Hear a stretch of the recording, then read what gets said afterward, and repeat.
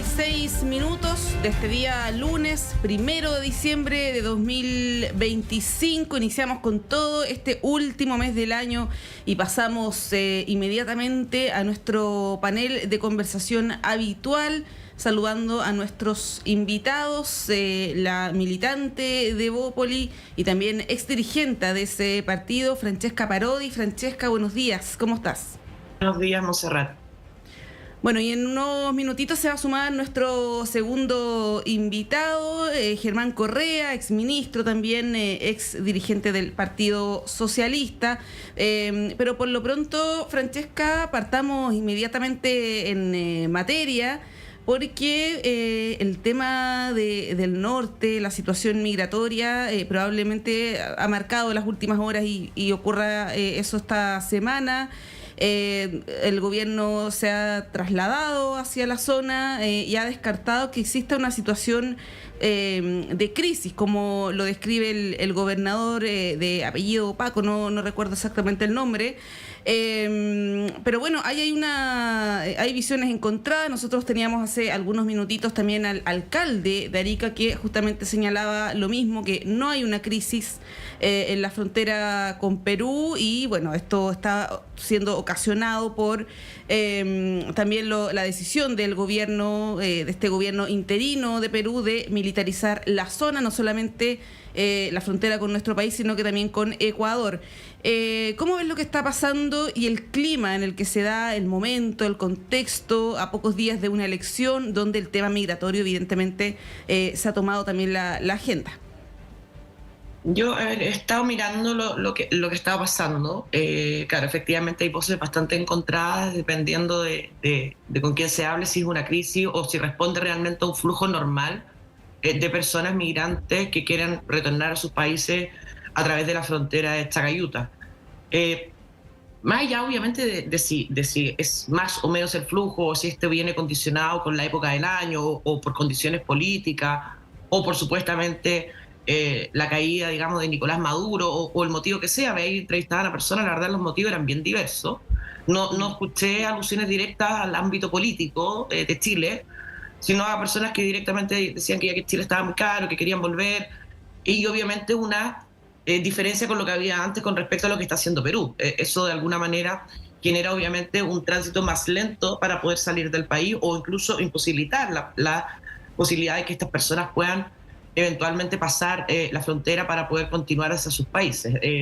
Yo creo que más que nunca, y la importancia que tiene, más allá obviamente de la idea más rimbombante con respecto a la solución que hay que dar a la migración irregular en nuestro país, o las personas que se quieren ir incluso, es la necesidad de poder conversar con los países vecinos. Es que finalmente hay personas que están literalmente atrapadas en Chile, queriendo salir, y esas personas legítimamente Perú tampoco las quiere recibir porque dice que no tengo ninguna seguridad, o sea, que estas personas estén en tránsito y no vengan a quedarse a Perú. Y ahí yo creo que las relaciones tienen que fortalecerse. Yo entiendo que los subsecretarios creo que ya están en la zona. Espero que las conversaciones con Perú de alguna manera ayuden a dar fluidez a que estas personas que directamente quieren volver a sus países lo puedan hacer. No sé si el mecanismo un corredor humanitario, pero creo que sí va por mucha diplomacia entre los países libres, y así lo tendrá que tener también Perú con el país del norte, para poder realmente terminar llegando a Venezuela, que es la mayoría de las personas que por lo menos vimos en la televisión que estaban tratando de salir del país. Sí. ¿Cómo ves el momento en el que se da esta discusión, Francesca, cuando hay propuestas, o más bien advertencias, en el caso de José Antonio Kast, de que a los migrantes irregulares les quedan los días contados, que hay una cuenta regresiva ahí para que se vayan, porque si no los va a expulsar a todos masivamente? El tema migratorio ha estado muy presente en la campaña. José Antonio Kast toma la decisión de enviar a Rodolfo Carter, senador electo, hacia allá. Me da la impresión que es una señal comunicacional, ¿no? Porque en términos efectivos probablemente no es mucho lo que puede hacer. Para eso están las autoridades, por cierto. ¿Qué te parece el clima en el que se está dando esta discusión respecto de los migrantes, particularmente la migración irregular? Mire, yo vuelvo a insistir un poco en el punto de no sé qué tanto mueve la aguja el tema presidencial con respecto a las decisiones que están tomando las personas de salir o abandonar ya Chile definitivamente para volver a sus países. No tengo esa medición tan fina, no sé si realmente es tan relevante. Sí creo que políticamente en el clima interno del país, digamos, las personas que estamos convocadas a votar quizás es más relevante desde el punto de vista de dar señales de que se están haciendo cosas, independiente de la viabilidad que tengan las soluciones que da José Antonio Kast, que yo tengo mis dudas que eso pueda concretarse tal cual lo está planteando. Creo que no sé si realmente una amenaza a una persona que está en situación irregular en Chile le mueva la aguja para decir ahora me voy, porque efectivamente siempre se ha sabido que esas personas no pueden estar acá, independiente de que se tomen más o menos acciones por parte del Estado para poder persuadir, digámoslo, por decirlo bonito, que las personas salgan del país y si van a volver a ingresar, que lo hagan como las leyes chilenas lo dictan. Entonces, realmente creo que estoy un poco confundida con respecto a las declaraciones que se han dado, si realmente es un flujo realmente anormal o no. También por la época del año es importante también decirlo, había mucha gente que decía que quería llegar a pasar Navidad con su familia. Si responde más bien a eso o responde más bien a un ámbito más bien político, que siento que es una discusión más bien interna que realmente que le pueda permear y decir, bueno, es que ahora viene José Antonio Kast. Claro, si José Antonio Kast gana el 14 de diciembre y el lunes vemos esto en la frontera, bueno, eso sí tiene un efecto más bien directo. Pero creo que hoy día todavía es un poco apresurado poder ligarlo una cosa con la otra. Bueno, saludamos a nuestro invitado, que ya lo había anunciado previamente, Germán Correa, sociólogo, exministro, ex candidato a diputado también en la última elección presidencial y parlamentaria. Germán, bienvenido, ¿cómo estás? No te escuchamos, estás ahí silenciado. No sé si podemos corregir eso internamente para que podamos escucharte. ¿Ahora me escuchan o no? Ahora sí, ahí sí. Perfecto. Hola, ¿qué tal? Muy buenos días, sí. Sí, buenos días, Germán. Bueno, estábamos hablando de la situación de la frontera, cómo esto de alguna manera se entrelaza con lo que va a ocurrir en poquitos días más, que es la segunda vuelta, advertencias, en el caso de José Antonio Kast, de expulsiones. Y bueno, ahí te quería preguntar cómo lo ves, ¿eh? El alcalde de Arica que yo citaba antes, que dijo acá en la radio hace un ratito que, bueno, no hay una crisis en la frontera con Perú, pero además él decía, también con ciertas críticas al gobierno, pese a que él es oficialista, decía, si en 8 años, y ahí sumaba al gobierno del expresidente Piñera, si en 8 años no han podido hacer expulsiones masivas, no hay ninguna posibilidad de que eso ocurra ahora. ¿Cómo lo ves tú? Además, bueno, tú con tu paso también ahí por el Ministerio del Interior en su tiempo, breve, pero y además en un contexto también bien distinto, ¿no? ¿Cómo ves el ambiente en el que se desarrolla esta discusión? Sí, mire, yo coincido con Francesca que hay un cierto grado de apresuramiento, por así decir, en vincular cosas.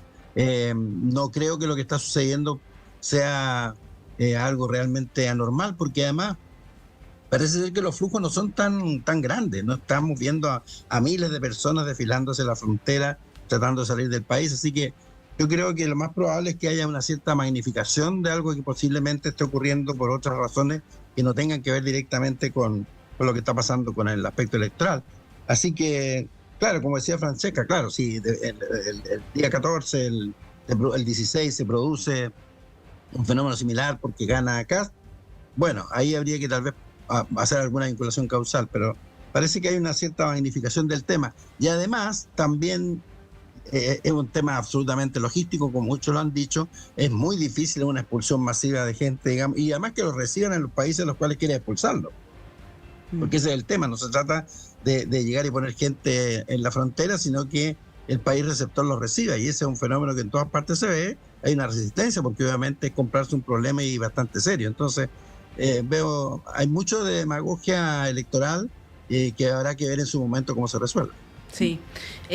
Ahí, bueno, a propósito de este tema, no sacándolo ya de lo coyuntural, de la frontera, y llevándolo al plano más presidencial, porque ahí uno ve un contraste respecto de qué hacer con la migración irregular. Bueno, ya mencionamos lo de José Antonio Kast, pero en el caso de Yanet Jara se habla de un empadronamiento. Hay quienes hablan, por ejemplo, lo decía ayer el diputado electo Jaime Baza, de una regularización masiva a quienes estén en esta situación de irregularidad.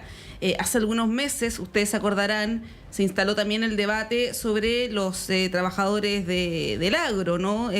Por parte de la Sociedad Nacional de Agricultura, que fueron bastante vapuleados, ¿no? Sus dichos y considerados, bueno, son como bien probablemente contraintuitivos, ¿no? Pero ¿cómo ves ahí, Francesca, el debate sobre la migración irregular, que probablemente vamos a ver, en caso de que gane uno u otro, medidas durante los primeros días o los primeros meses respecto de esta población?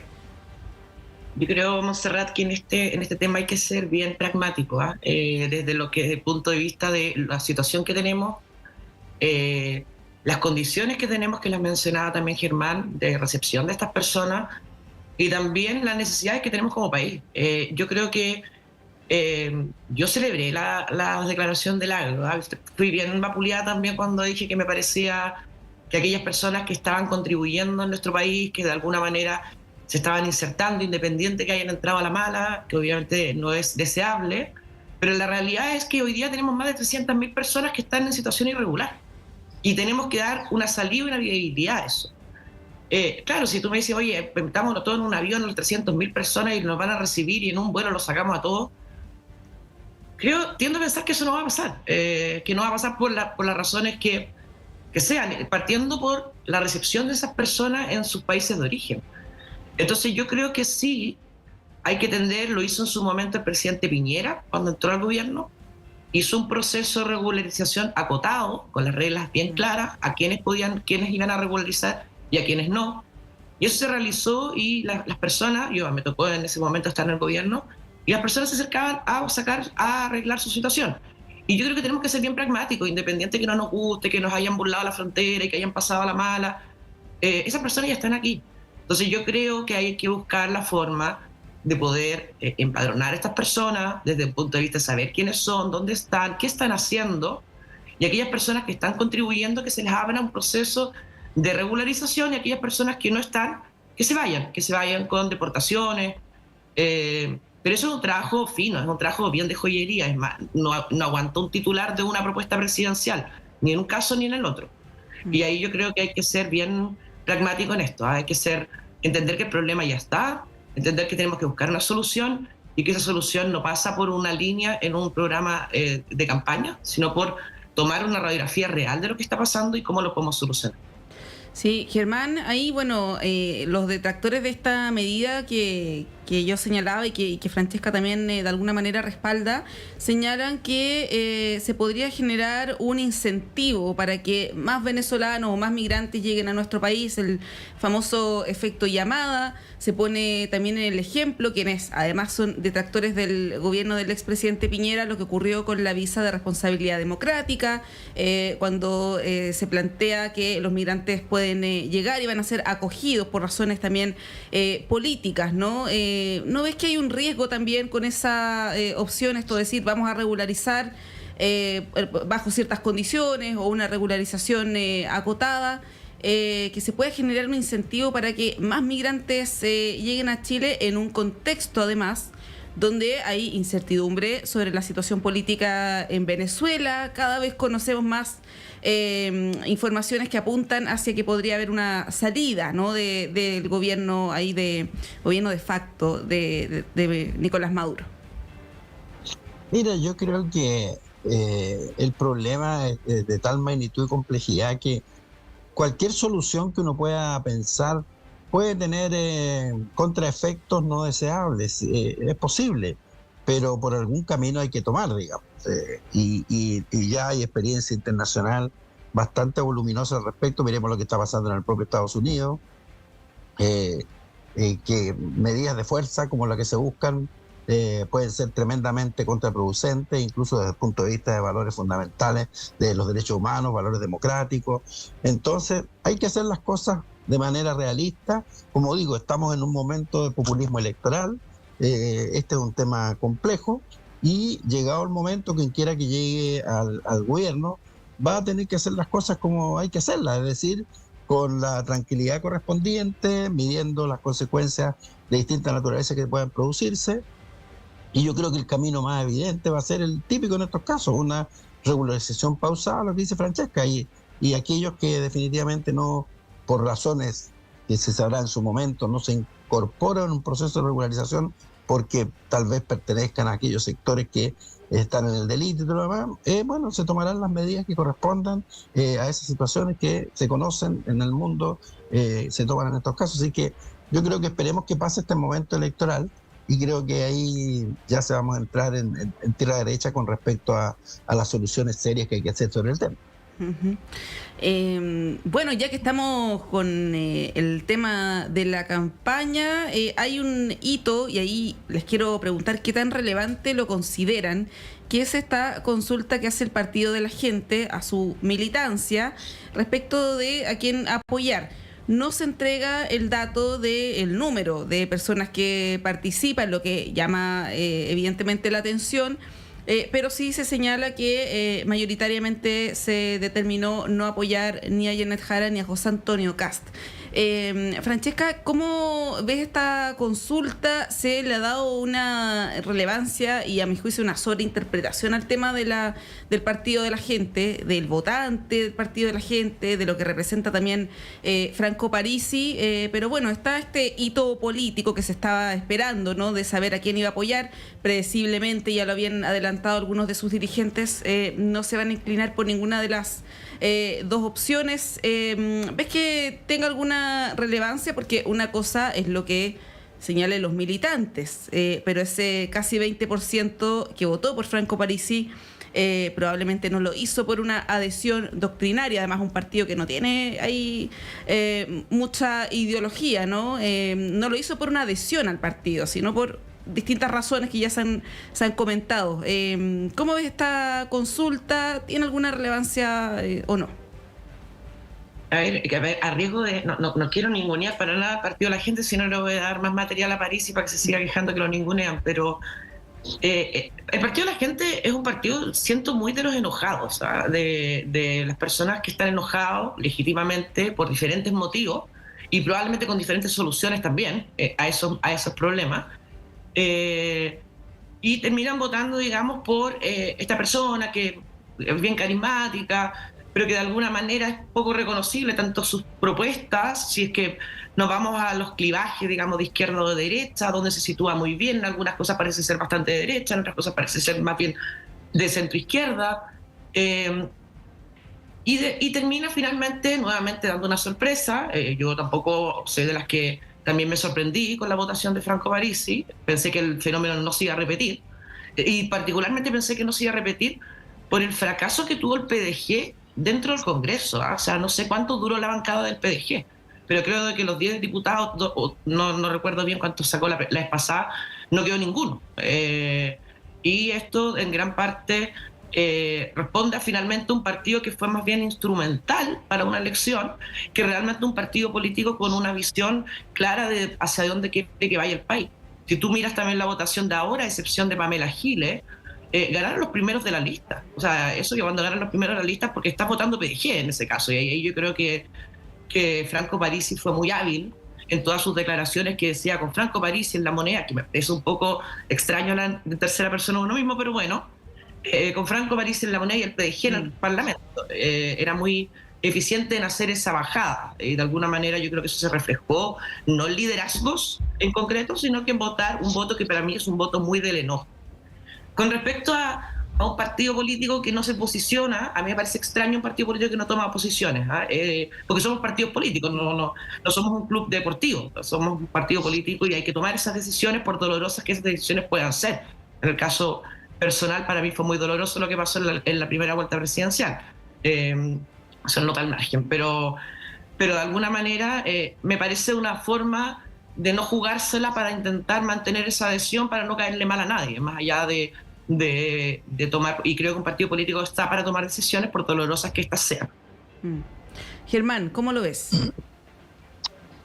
Mira, aparte de decir que esto del ninguneo al cual París y su gente aluden mucho, el presidente de su partido, es una estrategia política, claramente, porque con eso, digamos, hacen conexión con mucha gente, muchos chilenos y chilenas que se sienten ninguneados. Y esto se viene manifestándose bastante rato, fue una de las expresiones además del propio estallido social, ¿no es cierto?, de gente que se sentía pasada a llevar, temas de indignidad en el trato por parte del mundo político y público, etcétera. Recordemos que ese fenómeno es un fenómeno que está presente. Es decir, el partido de la gente más bien es un fenómeno que un partido. Y París ha sabido recoger aquello. Y eso, decir aquello no es un ninguneo, es una constatación sociológica, más que política inclusive. Entonces, yo diría que partiendo por aclarar ese punto. Y esta definición a la que se ha llegado en una consulta que han hecho, que no van a decir obviamente cuánta gente efectivamente participó, es una forma, digamos, de responder a lo que el mismo París se comprometió, que él no era dueño de los votos y por lo tanto le iba a consultar a la gente del partido, y es lo que han hecho. Es una forma, yo diría, de mantener cierta adhesión interna más que una prueba, digamos, de democracia de un partido que es más un fenómeno que un partido. Entonces, yo diría que ya tomaron una posición que era lo más probable. Yo por lo menos pensé que lo más probable era que llamar a digamos, libertad de acción en el fondo, ¿cierto? Entonces, ahí se verá. Y en la práctica, como sucedió la vez pasada, también, tratándose más bien de un fenómeno existente en la sociedad chilena, es posible que la tendencia sea más bien o anular o a no votar, y algunos se irán en un sentido, y estadísticamente más o menos se repartirán más o menos los que voten, en definitiva, más o menos en parte equitativa hacia una u otra candidatura. No veo que ese vaya a ser un fenómeno particularmente relevante, aunque obviamente esos votos son muy significativos para la definición presidencial. Pero era evidente que iba a ser una posición pues de esta naturaleza, que se ha cubierto con una consulta, pero era lo más probable que sucediera. Bueno, comienza esta tercera semana de campaña con los candidatos desplegados, Janet Jara recorriendo parte del país, obviamente los tiempos no dan, José Antonio Kast también haciendo lo propio, comienza la franja también el día de hoy, que es una franja que se va a emitir en horario PM, nocturno, ahí para que las puedan ver. Hay algunos adelantos en redes sociales, ahí también los equipos de los candidatos han compartido. Comienza la veda electoral de las encuestas, quiero decir también. Los últimos sondeos dan una proporción similar, si uno hace un promedio de 60-40 en favor de José Antonio Kast. Bueno, de estos temas que están todos vinculados, conversamos a esta hora y a la vuelta de la pausa, porque tenemos que separarnos unos minutos. Cuando son las 8:59 hacemos un breve corte y a la vuelta retomamos con la campaña y con otros temas también, por cierto.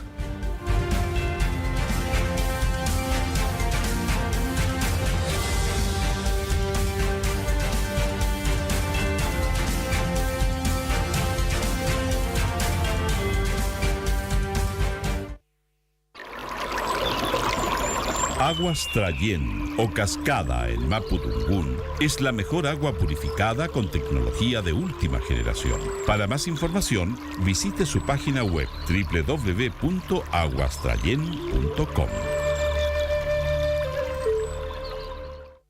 Hola, ¿cómo están, bluseros y bluseras? Mi nombre es Ricardo García Huidobro, también conocido como Panamá Armónica.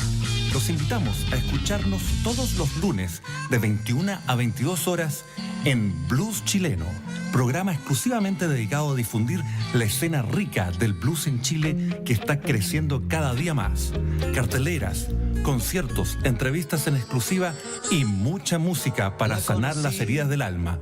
¿Dónde? En la 102.5 Radio Universidad de Chile. Música que se siente en la radio que piensa.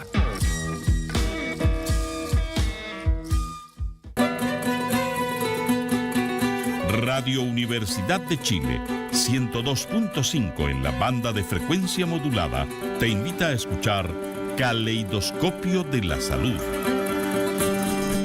del Departamento de Enfermería de la Universidad de Chile, un programa que respeta la autonomía y apoya la decisión informada de las personas frente al cuidado de su salud y la de otros. 110 años a la vanguardia de los ciudadanos en la salud del país. Caleidoscopio de la salud, todos los sábados a las 12 horas. Tiempos que muerden, un espacio de entrevistas y diálogos para reflexionar en torno a nuestra época y estos tiempos convulsos por Radio Universidad de Chile con la conducción de Faride Serán.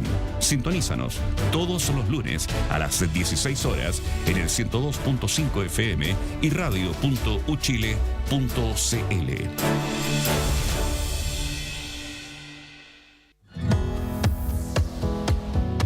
¿Pensabas que la sexualidad era solo cosa de jóvenes? Las Vueltas de la Vida, un programa que desafía los estereotipos y nos invita a explorar la sexualidad en las personas mayores. Hola amigos y amigas, soy Johnny Acevedo Ayala, profesor asociado de la Facultad de Medicina de la Universidad de Chile, y les invito a escuchar cada martes a las 11 de la mañana Las Vueltas de la Vida, sexualidad de las personas mayores. Prepárate para una mirada sincera y reveladora sobre un tema que nos concierne a todos y todas. La Voz de Enfermería, un programa que está destinado a dar a conocer la importante labor de las enfermeras en Chile. Somos los profesionales de enfermería de Clínica Indisa. Nuestro compromiso es tu salud.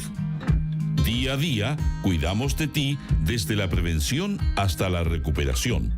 Formamos parte del Sindicato de Enfermería, defendiendo tus derechos como trabajador y garantizando tu bienestar. Edúcate y crece con nosotros porque tu salud es nuestra prioridad. Todos los lunes, desde las 17 horas, en el 102.5 FM y radio.uchile.cl.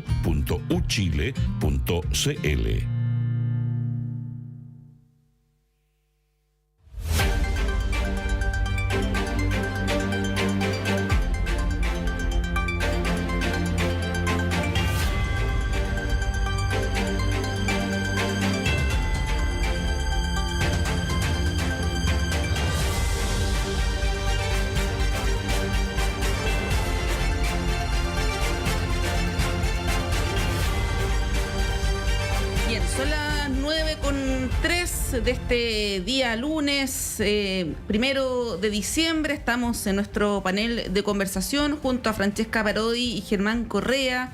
Yo les había dejado ahí el tema de la campaña propiamente tal, que entra en su recta final, tercera semana, pero a la vez recta final con la franja, el despliegue de los candidatos, un esfuerzo también por concitar ciertos respaldos que vimos la semana pasada a través de Eduardo Frei, también Michelle Bachelet y la esposa del expresidente Ricardo Lagos hacia Janet Jara.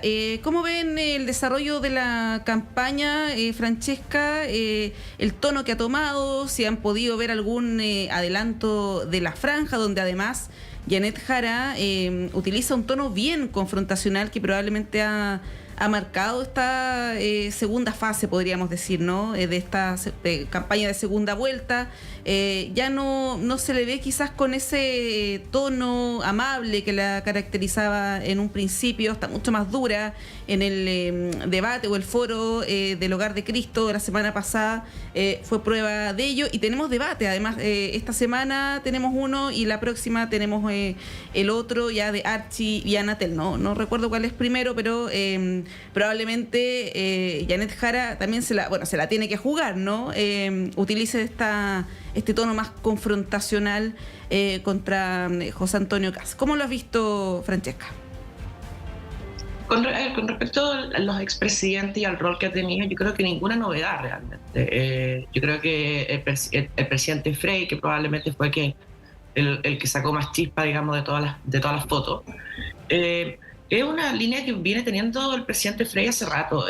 Recordemos que el presidente Frey dijo que iba a votar rechazo en la primera convención, cosa que la democracia cristiana dijo que iba a votar apruebo.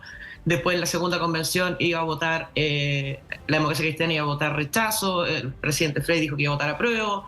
Entonces finalmente yo creo que hay una incomodidad con respecto a las decisiones que ha ido tomando la democracia cristiana para el propio presidente y de alguna manera eso se ha venido constatando durante el último tiempo. Él también fue crítico en la primaria de la candidatura de Janet Jara. Recordémoslo también diciendo qué decisión estaba tomando la democracia cristiana. Entonces, creo que finalmente esto es una crónica, una muerte anunciada que se ha alargado por el tiempo y ahora no sé si finalmente la democracia cristiana va a terminar sacando al presidente Frey o no. La disciplina de los partidos es importante, pero también creo que escuchar a los líderes también lo es, desde el punto de vista de las decisiones que han ido tomando, y no hablo particularmente de la foto con Kast, sino que un poco la trayectoria que ha tenido el presidente Frey.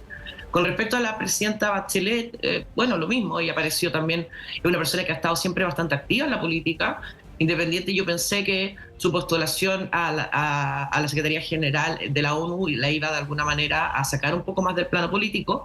Creo que es relevante que tenga una visión más de Estado que más bien de activista político, pero bueno, es una decisión que habrá tomado ella. Ella también apareció en la franja del apruebo,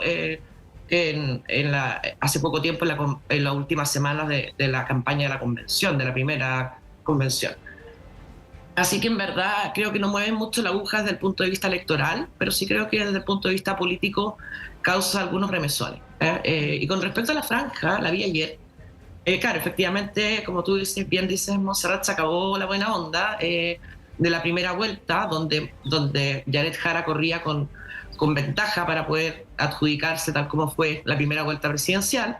Entonces arriesgó poco y de alguna manera era la candidata buena onda, pero ahora tiene un escenario diferente.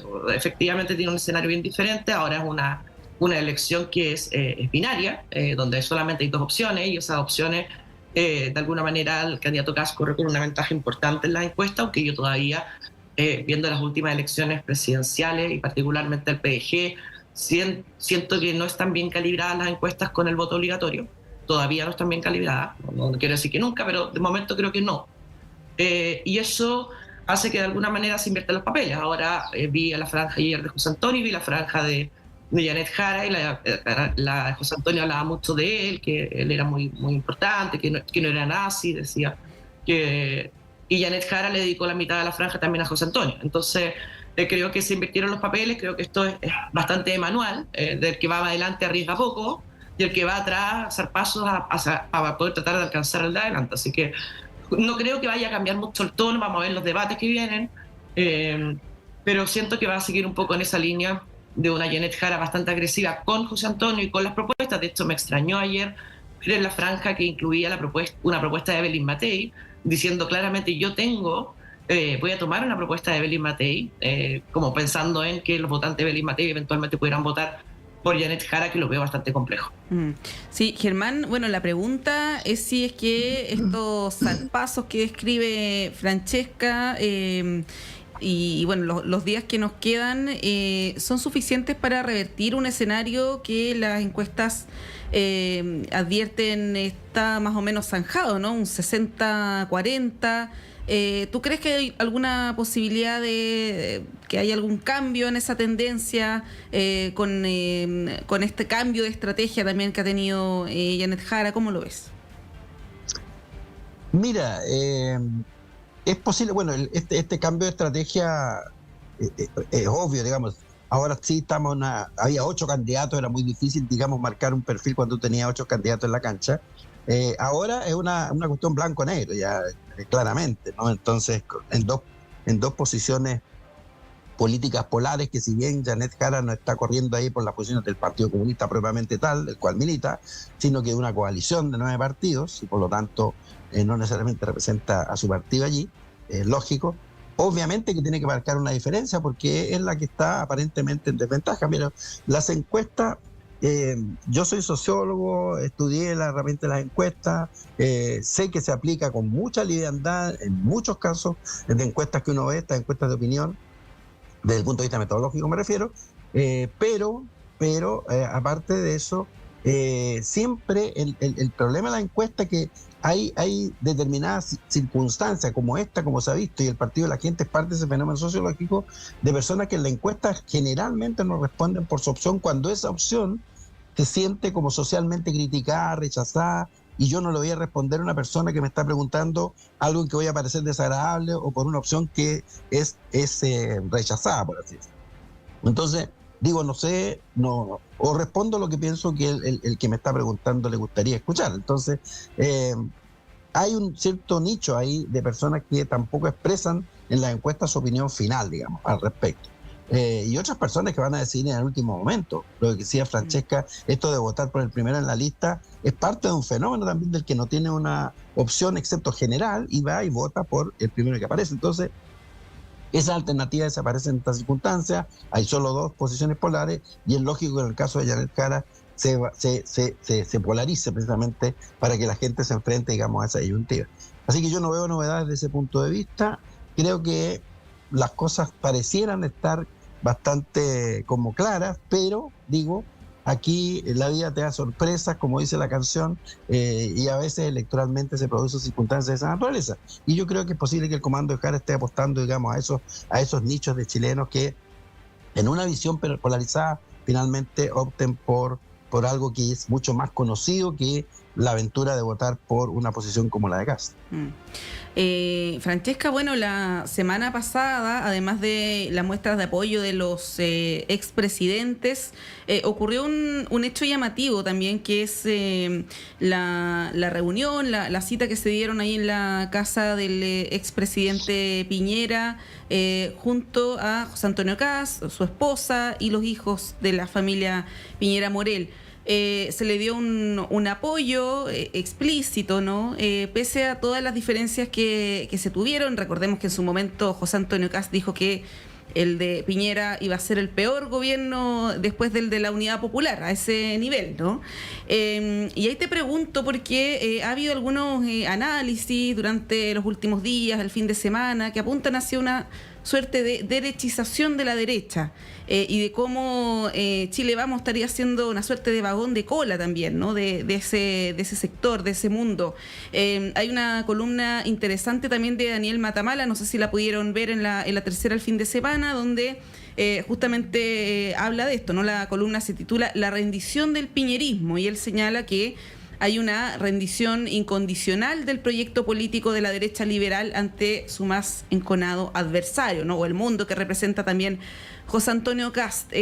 Tú, siendo parte de un partido, ¿no?, que es como el ícono de la derecha liberal, ¿qué te parece este análisis, el rol que podría jugar también Chile Vamos, Evópoli? Vamos a ver qué ocurre también con tu partido, ¿no? Pero ese sector, ese mundo que representado, ¿no?, por la derecha liberal, ¿cómo lo ves en un futuro gobierno de José Antonio Kast en caso de que eso se concrete?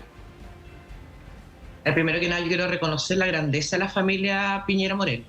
Yo creo que José Antonio Kast fue un opositor férreo y duro del presidente Sebastián Piñera, particularmente en el momento del estallido social, donde dijo se le declaraba oposición al gobierno. Así que yo no sé si yo hubiera tenido esa grandeza, la verdad, de recibirlo en mi casa y darle el apoyo. Se lo valoro, por cierto, creo que habla de un bien país, más allá, obviamente, de legítimos rencores que pueden haber. Los tengo yo, me imagino que la familia Morel los puede tener un poco más. Pero creo que habla de la grandeza de la familia Piñera Morel. Con respecto a Chile Vamos, yo creo que Chile Vamos sí tiene que hacerse un planteamiento. De todas maneras, un Chile Vamos que, recordando también en la misma época de Sebastián Piñera, recordemos que el único partido de Chile Vamos que no votó los retiros fue el único. Todo el resto se fueron rindiendo en base a cómo se acercaban las elecciones. O sea, fuimos de alguna manera abandonando banderas ideológicas importantes por una elección parlamentaria o la elección presidencial. Y ahí yo creo que esa reflexión se tiene que hacer, y se tiene que hacer desde el punto de vista de qué tan viable es Chile Vamos hoy día. No estoy con esto matándolo, no creo que esté muerto, no quiero ser tan cruda en mi análisis, pero sí creo que requiere una reflexión profunda. Lo que va a pasar también eventualmente si José Antonio Kast gana. ¿Cuántas personas van a estar disponibles para mantenerse en la orfandad política que tenemos hoy día en esta segunda vuelta? Lo digo claramente, en las dos personas no vemos representado nuestro proyecto político, eso está claro. Independiente que uno pueda ser menos malo que el otro, o más cercano o más lejano, para ponerlo de una manera más positiva. Entonces yo creo que esa reflexión tiene que estar. Yo creo en que independiente va a haber muchas personas que van a estar disponibles para integrar el gobierno de José Antonio Kast, y es legítimo que así lo piensen también. Particularmente yo no es mi proyecto político. Me quedé huérfana en la primera vuelta. Y eso, lamentablemente, en política pasa, y yo creo que ahí hay que tener también las reflexiones necesarias, no solamente por una subsistencia obvia de, porque tenemos un partido, tenemos que mantenerlo, sino que también tenemos que hacer la reflexión, ¿para qué tenemos un partido político? ¿Y por qué de alguna manera nos fuimos quedando callados?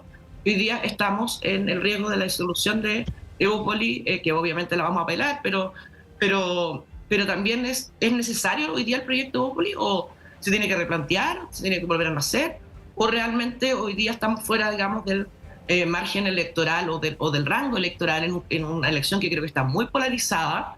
Por eso hay muchas personas, yo creo, todavía buscando qué hacer en una segunda vuelta, y eso yo creo que es una reflexión que se tiene que hacer. No creo que el proyecto esté muerto, pero sí siento que se va a reordenar bastante después del 14 de diciembre, cuando veamos cómo se empieza a conformar gobierno y quiénes están disponibles para hacer gobierno y quiénes están disponibles para hacer una oposición seria y responsable al gobierno de José Antonio.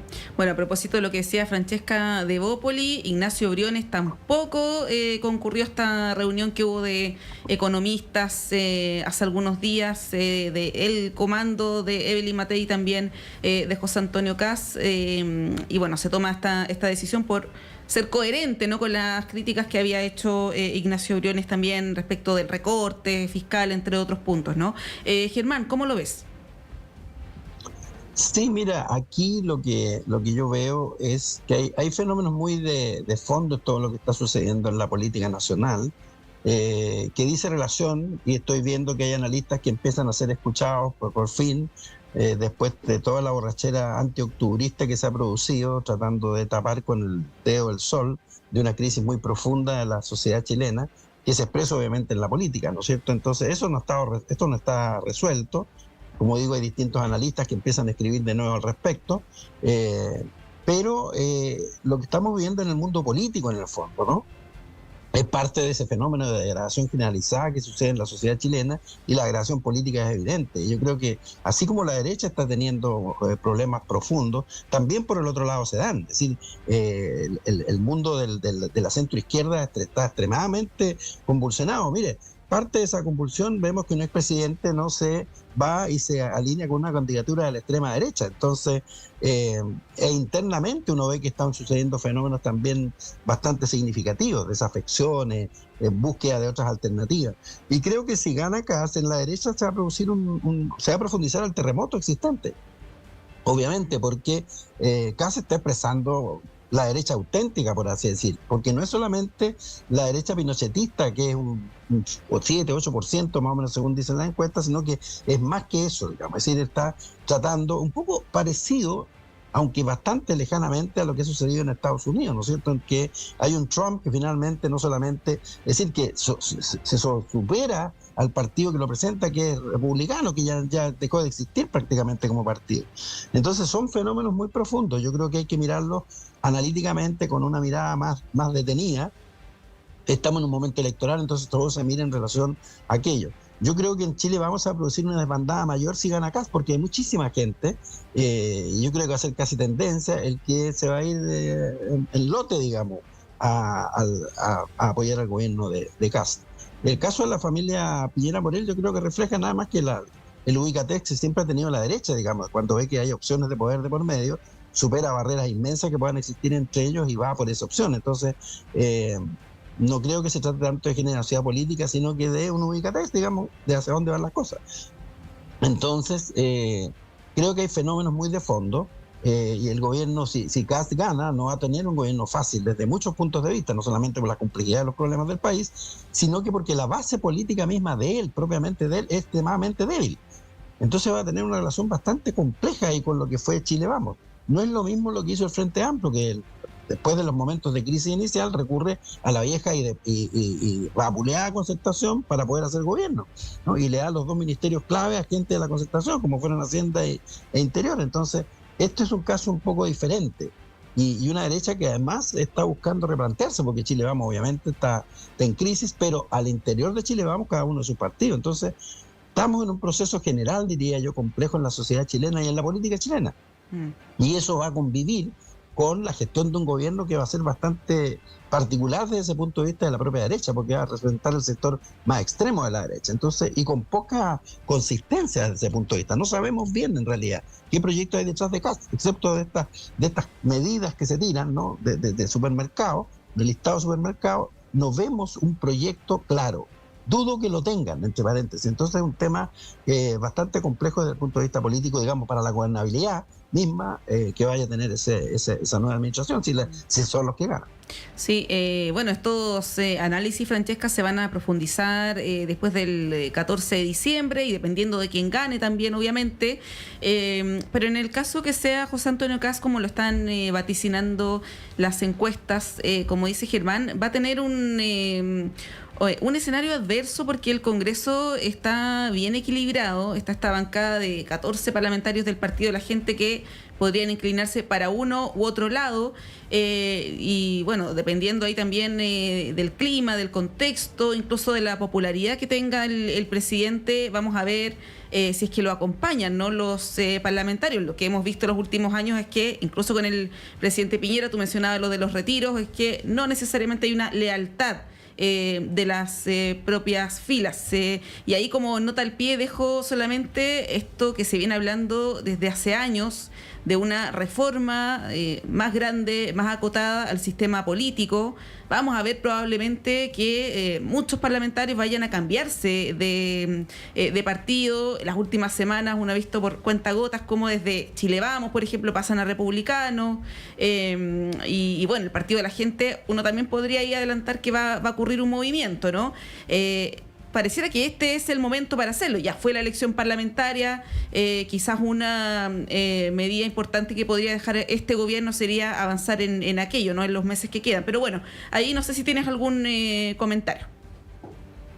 Sí, no, a ver, yo creo que es un problema lo que tú mencionas, efectivamente, que terminamos votando por uno y termina siendo todo lo contrario. Creo que las lealtades en política se prueban en los tiempos difíciles, y en los tiempos difíciles donde vemos a la gente empezar a cruzar el río para allá, para acá.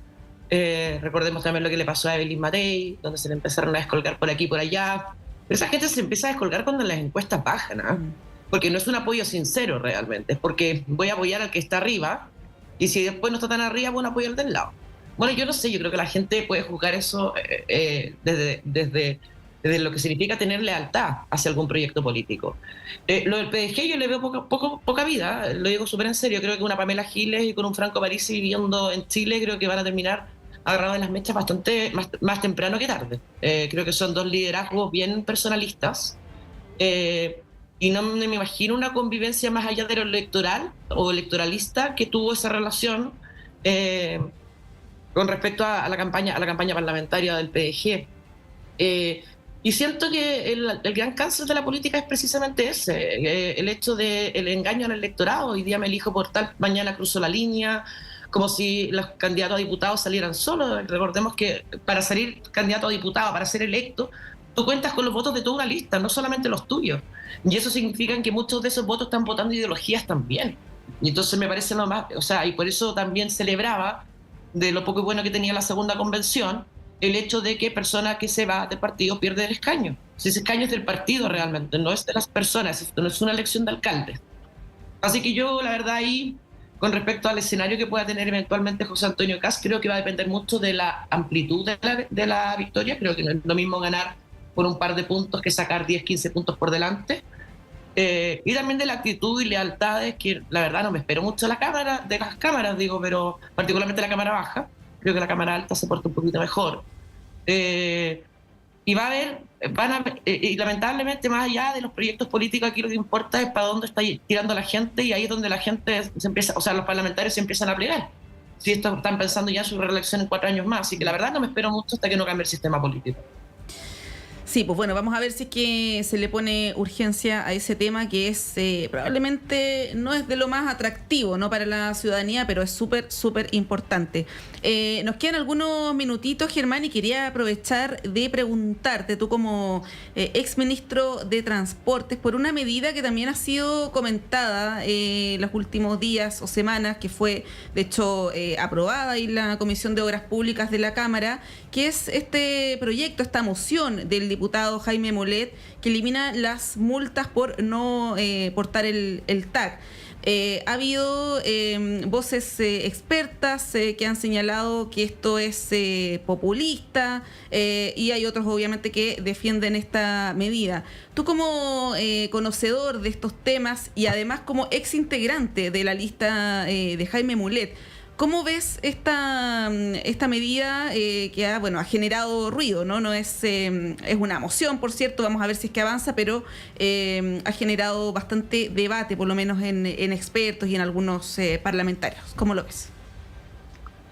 Sí, mira, yo fui en la lista de la Federación Regionalista, pero fui como independiente, así que soy totalmente independiente, digamos, de opinar políticamente como se me dé la gana. Esa es la ventaja de ser independiente, ¿no? Y no, yo no estoy de acuerdo con esa medida. Creo que hay otros temas en relación al TAG y a las multas y todo lo demás que habría que preocuparse. Pero respecto a, es decir, el crear situaciones en que se puede eludir el pago del TAG, creo que es complejo, realmente puede afectar. La gente tiende a reaccionar en contra de es decir, el TAG y las multas y tener que pagar, pero resulta que eso es lo que ha permitido el desarrollo espectacular que hemos tenido en la infraestructura de autopistas y carreteras en el país, ¿no? Y que ha permitido, por ejemplo, que el Estado pueda destinar recursos a toda la vialidad secundaria, que le ha permitido integrar territorio al país de manera espectacular. Si uno, claro, aquí generalmente la política opina en función del el modelo de Santiago, la gente está pensando en Santiago, no en un país hipercentralista como este. Pero la verdad es que si uno recorre el país, zonas lejanas sobre todo, la expansión de la infraestructura ha sido espectacular y ha sido posible precisamente porque el Estado ha liberado recursos, pasando la inversión al sector privado, que obviamente tiene que recibir una ganancia por aquello que invierte, y eso está totalmente regulado. Es una de las áreas más reguladas de las concesiones. Las tarifas no las suben las concesionarias por su propia voluntad. Ellas participan en la licitación con propuestas de tarifa, son establecidas, están en los contratos de concesión, no es que lo muevan a voluntad, ahí es el Ministerio de Obras Públicas el que establece el marco. Entonces, es un sector súper regulado, así que yo creo que medidas que se tomen respecto a aquello tienen que ser extremadamente cuidadosas, porque la verdad es que es un mecanismo que ha sido tremendamente importante para el desarrollo de una infraestructura fundamental para el país y para su desarrollo, y hay que tratarlo con ese cuidado. Y como digo, este no es una fuente de lucro indiscriminado como sí hay otras en la economía chilena, y donde ha habido colusiones y donde ha habido todo aquello que hemos visto. En este caso es un sector tremendamente regulado y además contractualmente establecido. Hay un contrato de las concesionarias con el Estado. Entonces, si hay algo que a la gente le moleste, tiene que planteárselo al Estado, al gobierno, cualquiera que él sea, al respecto. Siempre molesta pagar, ¿no? Y claro, pero es justo porque pagamos por ese uso de esa infraestructura quienes la usamos. En el antiguo modelo pagábamos todos por infraestructuras que muchas veces no usábamos, ¿no es cierto? Entonces, en este caso hay una especie de justicia social implícita en esto que la gente no percibe, y es porque no se le explica suficientemente en qué consiste este mecanismo que ha sido tan útil. Yo creo que cualquier cosa que se haga al respecto tiene que ser súper bien estudiada, y las multas de alguna manera corrigen conductas que no son inapropiadas. Yo tengo el caso de un hijo mío que le robaron la placa patente de su auto, y hasta hoy día estamos con el lío, 7, 8 años, ¿no es cierto? Porque ahí sí que hay mecanismos con respecto a la persecución de quienes usan delictualmente el no tener tag y todo eso. Ahí hay vacíos importantes, y yo me llevé mi tiempo recorriendo parlamentario y al propio Ministerio de Transporte señalando en una ley que hasta hoy día no existe, que debería existir, porque ahí sí que hay hoyos importantes, ¿no? Y voy a conversar con Jaime Mulet, porque creo que ahí sí que hay iniciativas legislativas que sí vale la pena y es importante tener, más que la que se está proponiendo. Sí, pues ustedes, se acordarán para tiempos del estallido y antes también el movimiento No Más TAG, parece ser bastante atractivo, ¿no? Ese eslogan bien popular de no tener que pagar, como dice Germán, a nadie le gusta pagar, pero bueno, ahí la explicación de los expertos es bien relevante. Francesca, no sé si quieres agregar algo cortito antes de cerrar. No, muy brevemente, Montserrat, yo creo que Jaime Mulet equivocó en el tiempo. Si esto hubiera sido 6 meses antes de la elección, ese proyecto pasa volando y se aprueba sin mirarlo. Pero 4 años antes, los diputados todavía suelen tener bastante sensatez y piensan que el electorado no está tan atento. Bien, bueno, tenemos que cerrar, son las 9:31. Agradecemos a nuestros panelistas, invitados de este día lunes. Francesca Parodi, muchas gracias y que tengas una estupenda semana. Muchas gracias, Montserrat y Germán, que tengan buen día. Y Germán Correa, lo mismo. Francesca, igualmente. Que tengan buena semana. Muchas gracias. Gusto verla, que esté muy bien. Gracias. Nos encontramos en una próxima ocasión ahí con Germán y Francesca, pero ahora nos tenemos que ir rápidamente porque son las 9:32. Hacemos una pausa y a la vuelta está Claudio Medrano con ustedes.